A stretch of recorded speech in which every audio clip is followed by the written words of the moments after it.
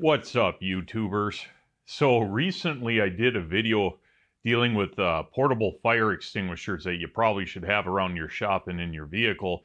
And I find it kind of funny because the very next day after I did that video, I almost had a meltdown, and that's on this extension cord. So what we're going to do today is do a little bit of an upgrade to the cord I have, and we're going to talk about some things dealing with failures of cords and what you want to look for. So with that said, let's get into it. So I have a little portable electric heater in this tin shed I'm in, and I normally wouldn't heat with electric, but guess what? I don't pay the electric bill, so who cares at that point? But anyways, I had it plugged into this extension cord, and I went to unplug it and take a look at what I found. Now, the interesting thing is this portable electric heater that I was running, I've actually metered it, and it only pulls 12 amps. However, 12 amps, 24 hours a day, for weeks on end, was enough to heat this up to cause, well, it hasn't failed yet, but clearly it's on the verge of having a meltdown. If you ever see an extension cord that you're using that looks discolored like this from excessive heat, and we can see clear indications if you look at this, and let me zoom in. It might be hard to see, but the face here is bulged. The top is bulged. Can you see that, hopefully? The appearance of it is just flat out cooked. Not good. Very good indication that this thing is going to fail soon. Now, when I pulled this out of the wall, this plastic was pretty soft, and it's obviously rock hard now that it's sat overnight not being plugged in. All good indications that you have a problem. Now, this cord itself is 12 gauge wire, which 12 gauge is good for 20 amps. However, it has a NEMA 15 amp plug on it, which is typical for these cords. Technically, you probably shouldn't be putting through this plug more than 15 amps. Does it really matter? Well, not, the 20 amp version of this probably isn't built much better. And as a matter of fact, I went to the store and took some pictures to compare and contrast. And, well, I was pretty disappointed with what I saw. But what I believe is going on here is two things. One, if you look at these terminals in here, and it's a little bit hard to see, I'll zoom in again. It has very, very small crimped on terminals in there that goes right to these spade connectors. I would not really trust that to handle any kind of amperage. Now this started, getting so hot and melting at a 12 amp load, which is honestly pretty pathetic considering this is rated for 15 amps, at least the plug end is. So not good.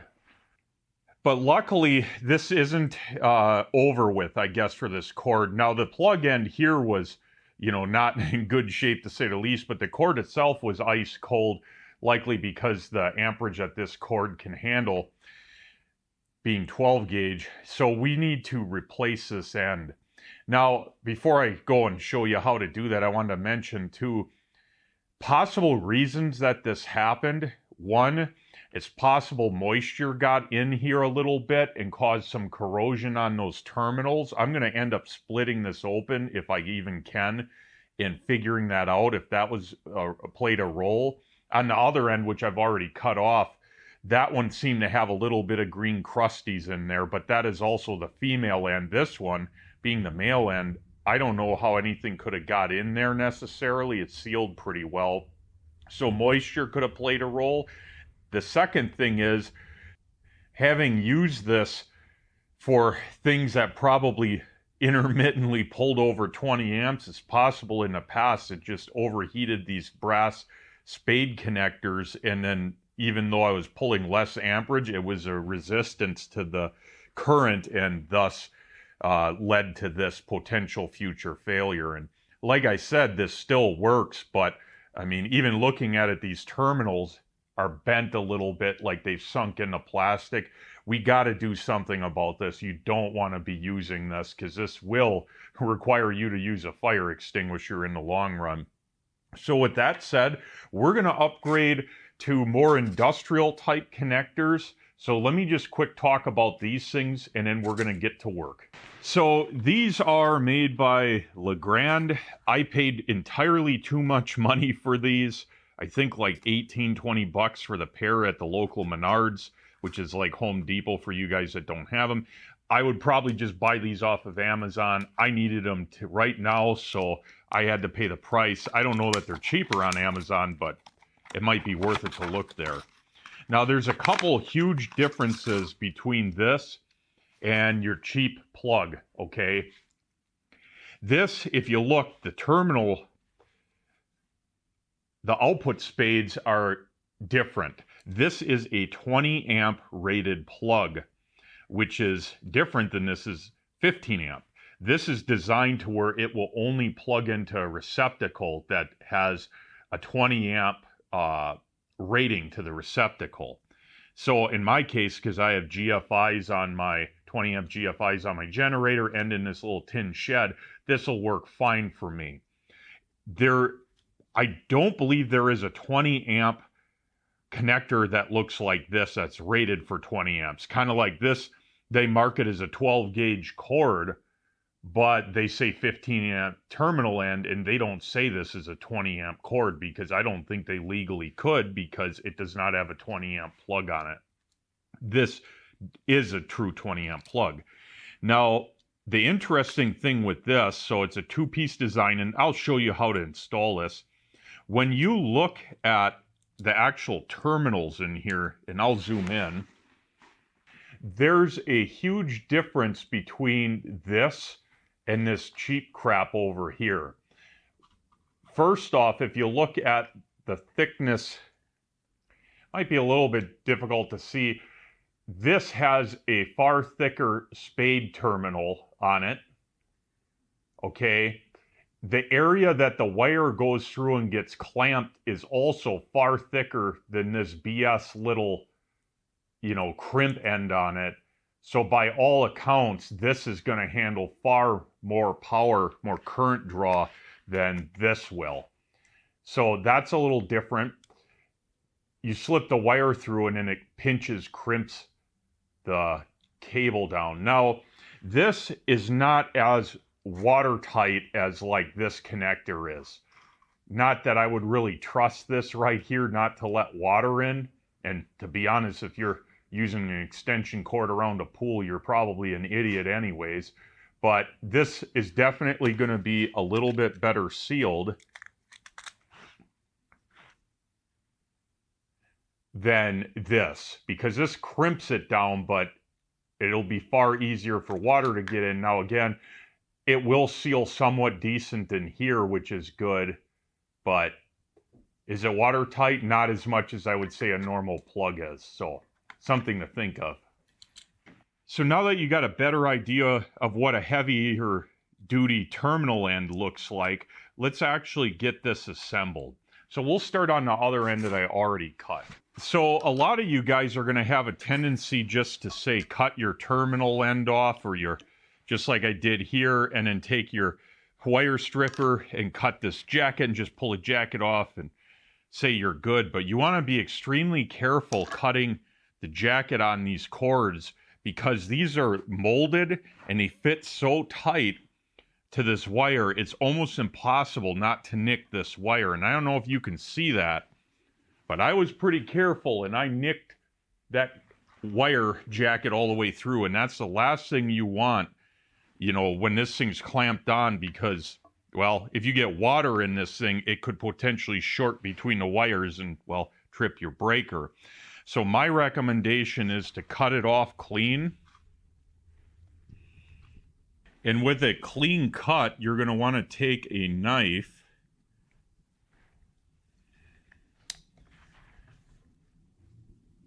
split the jacket near the end, and then you want to peel this jacket back if you can. Now that you have that split back here, you didn't nick the wire other than up here where you need to strip it off anyway, so you're in good shape there. So now that we got the wire split back a little bit, we need to slip this part on. And if you forget this step, you'll be taking everything apart to do it. Now, I personally am going to use a little bit of marine heat shrink tubing. This has like hot melt glue in it. I find that this will help, and then when it clamps down on this part to this, it'll help hold it a little bit better. Is it really necessary? Not really, but I prefer to use it. So let me cut this into a shorter section. That should be good enough. I'll also slip that on so I don't forget it. Now, these, if you look here, it's a little bit too long. I cut the wire back a little bit too much, but that's all right, because what we can do is just cut these a little bit shorter. So now the length of this, because these have to go in about that far, everything should work out okay here. So now let me strip, and you want to put about 3/8 of an inch off of each one of these. So we have our wires stripped. The green terminal is your ground, so obviously green wire. Now normally these would be labeled with hot, so silver and bronze. As you can see, they're both the same color. Well, mistakes were made. Imagine that. Me making a mistake. I had shot the video in its entirety, and further than what you're seeing here. I had this thing fully assembled, everything, and I went to go and plug it in, and I realized a valuable, important point when buying these plugs. Make sure that the one that you buy says 120 volt and not 250 or 240 volt. And I must have been half tired, didn't read the little tag on it, and I bought this guy in the female version because I'm like, oh, it's a 20 amp, it's perfect. Well, no. This is a 20 amp 120. This terminal on, when you're staring at it from the back, the left terminal, well, it's silver indicating neutral, and it's also tipped sideways. The 240, 250 volt plug has the opposite, and they're both brass colored. When I was assembling this, I kind of found it odd that it had two brass colored terminals. And as you saw, I recognized something wasn't right, but my brain wasn't working, you know, sleep deprivation. And long story short, oops, screwed up. So I went back to the store, bought the correct ones, and would you believe it? It actually has a silver terminal on it, and likely inside as well. I'll pull this apart and we'll look. And imagine that. Silver terminal for the neutral, brass colored for the hot. And that is because it's not 240, 250 volt. It has a neutral wire. So that's my bad on that. So as you saw, these things were massively more beefy than this crap that they put on this cord. And I just kind of find it funny because when I was at the store looking at this exact cord, I got it from Menards. They had a 20 amp cord, or excuse me, 15 amp is what it was rated. And they offered it in both 12 gauge and 10 gauge. So bigger wire, but the literal terminal ends on both of them 100% identical. And I'll put up a picture of what I saw right now. And to me, I find it absolutely ridiculous. Like if this cord end, the end that plugged in the wall was melting already with a 12 amp load overnight, how are you going to put 10 gauge wire on the same terminal and think you're okay? Like that's shocking to me that they would do that. Especially compared to these where this is not going to be a liability or current limiting. You know, I'm pretty disappointed that they would let something like this out the door, especially the 10 gauge version. What a joke. So anyways, let's put this together. All right, so we got the correct one, the 125 volt. I'm going to remove everything I don't need out of the vicinity. The white wire goes to this guy. I'm going to put that in there and then tighten it up. There is a wire strip gauge on the back of this to tell you how much wire you need to strip. As long as you're not crimping on the jacket, you're going to be okay, and you want enough in there to where it's definitely clamped down on it. I'm going to go back with a flathead just to get, click, the right amount of torque. So now that that's set up, I can slide this on there. And I'll tighten these up. And now I'll tighten these up to crimp the end so it doesn't pull off. And there we go. We got the proper 120 volt end on there. So now that'll work for my application. As you can see, not compatible. My bad. All right, I'm going to replace this one off camera and we're going to come back and go to conclusion. Well, in conclusion, what did we learn today? Don't buy cheap extension cords or cords with cheap ends. But anyways, I ended up melting and cutting and prying and was successful in getting this off. The good news is that when this thing had a flame to it, it would set on fire, but as soon as the flame was taken away, it went out, so it didn't stay on fire, so that's a plus. But the whole thing was molded in this plastic, so it was an absolute bear to get off. I'm not joking. I don't see any heat discoloration from these terminals. Like if this terminal was getting super hot, I mean, you can actually, I lied. You look at the discoloration in this wire, and let me zoom in. You can see that this wire has some discoloration there.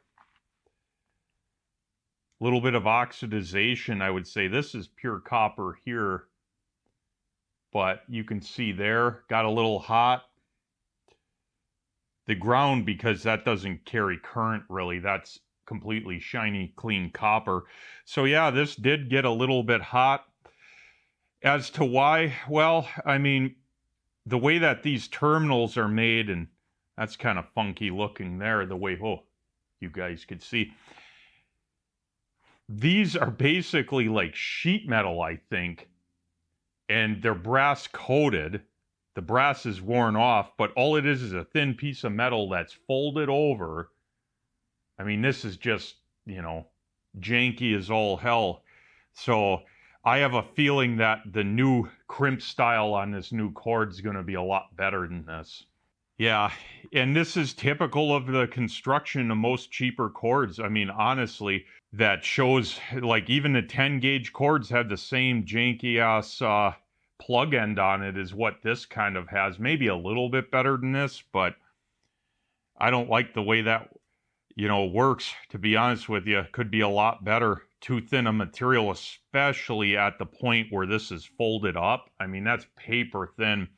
Versus when you go to this cord, this plug end, that's a solid single piece terminal with a much wider, better clamp on it than this. So I have no doubt that this isn't going to get hot and overheat. And I didn't mention it earlier, but it's worth mentioning now. If you have a current restriction because of your plug, your welder isn't going to be too happy. It stresses out the components in it. So your wire size, maybe it's 12 gauge or 10 gauge, might be adequate for what you're looking at.